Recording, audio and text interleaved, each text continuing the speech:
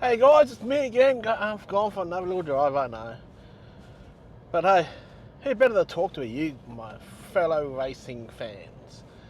And today's vlog subject is the amazingly crap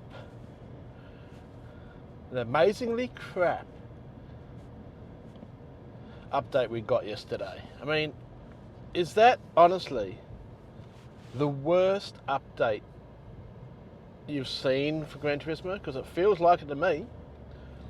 So what you get in that update, no new track, virtually no fixes to anything. Yeah, you get some new notebook crap and all those other little things, and apparently a BOP adjustment, but only to the GR3 cars, which I honestly didn't think we really needed. The ones that are really needed are the GR4s, to make some of the other cars a bit more competitive. Like BMW M3 needs a real big bump, and the Toyota 86, those need a good bop adjustment. And the main one is that bloody Mazda 3 GR4 car needs a big nerf. It's just too powerful out of the corners. It's just too fast. And yeah, you know when you got one of those on your ass coming out of a corner, they'll be past you by the time you get to the next corner if you're leaning onto a straight or anything. So that was a bit of adjustment. And then of course we have to remember the last content update I think was about like 3 months ago, so Polly's had quite a long time in between. Now Polly's Japanese, so they don't really celebrate Christmas over there. So it's not as if they had a holiday over Christmas, because they don't really celebrate it over there. And so they've had 3 months, and all we've got is 3 new cars. Well, technically 2 new cars and one very small SUV. Yeah, the cars we got was, I can't even pronounce the name of it, but it's based on a watch that you don't get access to this car until sometime in February. Otherwise, as Super GT says, at the moment it's the most expensive, probably, virtual car in gaming history, because you can get access to it now, but you have to spend basically £4,500, so that's around $6,000 Australian, to buy this watch, which is a limited run anyway. And you get a QR code for buying this watch, and you can get hold of this virtual VGT, which honestly aren't the most popular cars in the game anyway, because they're based on non-real cars. They can be a little bit of fun, but honestly, and then talking about that, no, they want them to be fun. So that car's not going to be available sometime in February. So the VGT, other VGT car you can get access now. And yes, I know I need a haircut. Shut up, Phil. And see, you got mentioned in another vlog, Phil. You should be happy now. Is the Genesis VGT. And honestly, it's not really that much to look at. I don't think design-wise it's anything really that interesting.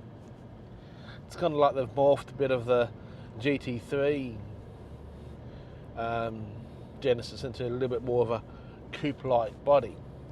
Now this thing is crazy fast. It goes over 350k an hour. I don't know, maybe even further than that.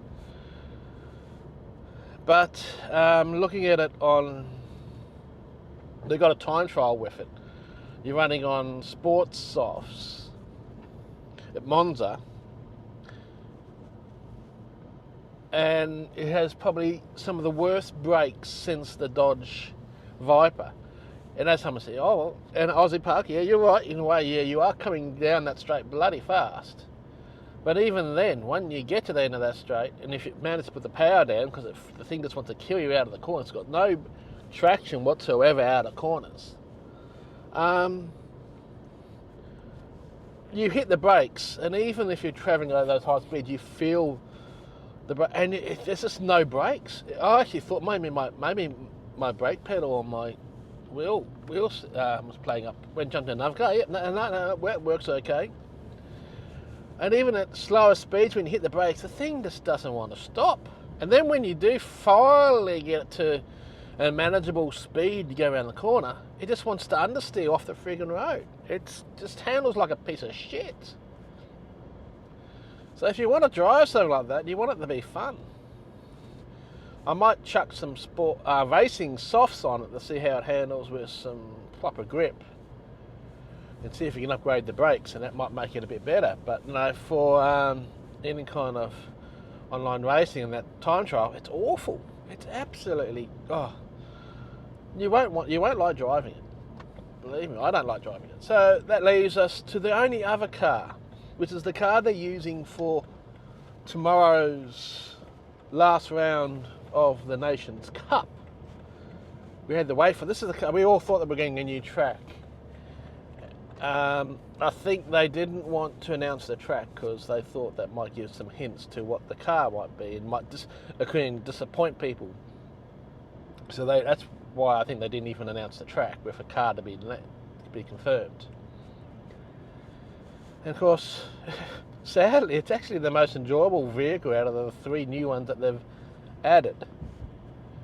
It's the bloody Suzuki Jimmy, or Jimny, whatever they call it. Jimmy. I think I've always known it as a Jimmy, just Jimmy, but I don't know if it's typos. I've seen some others going GMNY, no, GIMNY, something like that. In stock form, it's extremely slow, no power, no handling. Even when you bump up the turbo, I did a modified version of it.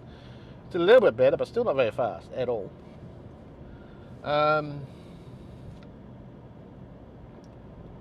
that's the Nations Cup race. It's the snow track, the short snow track for 10 laps. I'm glad it's a short track, because if it was a long track, it'd take for friggin' ever. In the Suzuki Jimny. So that's the last round of the Nations Cup. Everyone was assuming it's going to be the VGT and some hopefully new cool track, and no new track in this latest update. Even though it's been 3 months since the last update, we haven't had one in November or December.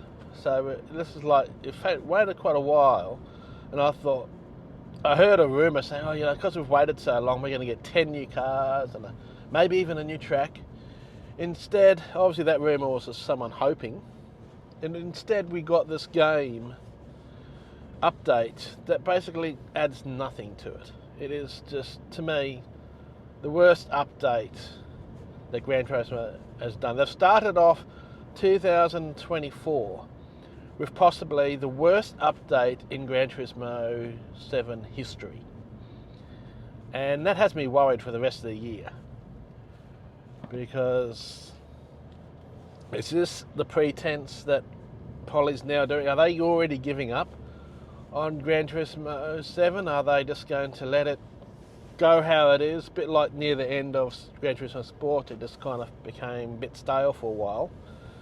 Are they going to suddenly announce that they're working on, they'll probably announce that they're working on Gran Turismo 8, which still won't be out for another 2 to 3 years. Don't think we're going to be getting a Gran Turismo 8 anytime soon, and we should not be expecting that.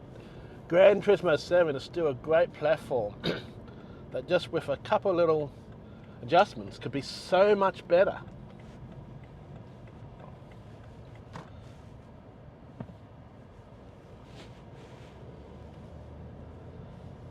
So I just had someone's either have his door open on the driver's side and had to drive around him and didn't even give a shit. At least say sorry or thank you, mate. But no. So yeah, there's only one way I'm going to finish up with my summary of the new Gran Turismo update 1.42, and this is my summary.